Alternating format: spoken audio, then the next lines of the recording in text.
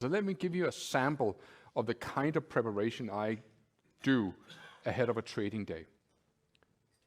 Say for the sake of the argument that it is Sunday night and I'm preparing for trading on Monday, or even I'm preparing for trading on Monday.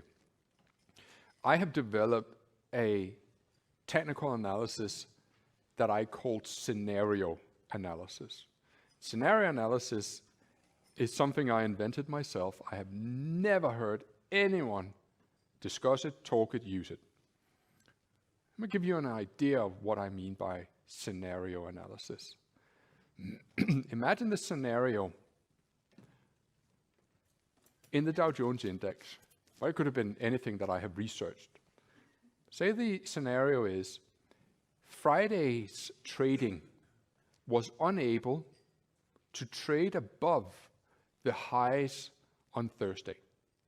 So as you observe over the weekend, how did the market trade on Friday versus how was it trading on Thursday?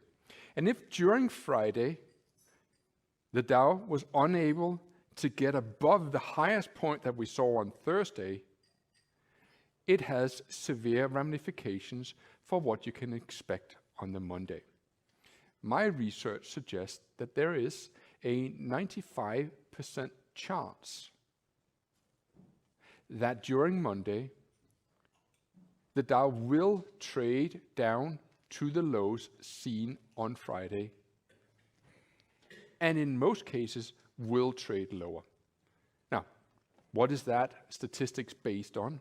This is based on manual analysis of the Dow Jones on charts spanning back from 2008 until 2019. Off the top of my head, over the last year, there has been 24 occurrences where I, before I went into the trading session on Monday, could observe that the Dow was unable during Friday's trading session to trade above the highs of Thursday. And out of those 24 occurrences, in 21 of those 24 occurrences, the market traded below the lows of the Friday.